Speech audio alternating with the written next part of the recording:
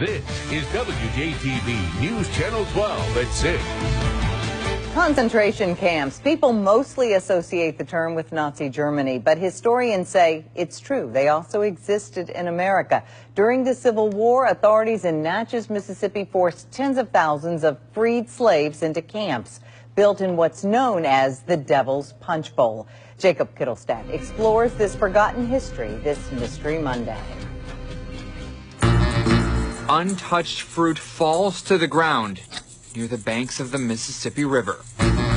They talk about there's the most beautiful wild peach groves down in the Punch Bowl. And researcher Paula Westbrook says, like a peach, the area known as the Devil's Punch Bowl has a pit, a mass grave from the 1860s. Historians estimate that in 1 year, up to 20,000 freed slaves died in contraband camps below these bluffs. When the slaves were released from the plantations during the occupation, they overran Natchez, and the population went from about 10,000 to 120,000 overnight. So they decided to build an encampment for them at Devil's Punch Bowl, which they walled off and wouldn't let them out.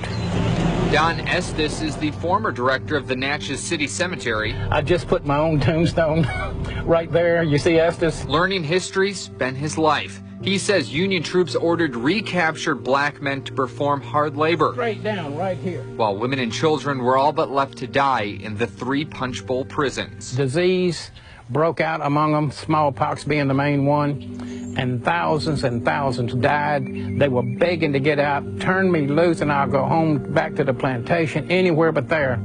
But they wouldn't let them out. The Union Army did not allow them to remove the bodies from the camp. They just gave them shovels and said bury them where they drop. And I'd really like to show you more of this terrain, but it's just too thick with greenery. These bluffs are also straight down, so not only is it dangerous to navigate, it's still very mysterious back there. It's a bed of alligators and snakes. It would take Indiana Jones to get back in there at this point. Then you come on up washing away bluffs, and at the Devil's Punch Bowl that has so many people that no one knows how they got killed or when, and they're still down there wasted. And even to this day, they talk about wild peach trees that come up down there, but no one in Natchez will eat them because they know what the fertilizer was. Exploring the unexplained on Mystery Monday, Jacob Kittelstead, WJTV News Channel 12. And historians say even now people might discover old skeletal remains after flooding on the Mississippi. But being on the Natchez Trace, sometimes it's difficult to tell which century those bones are from.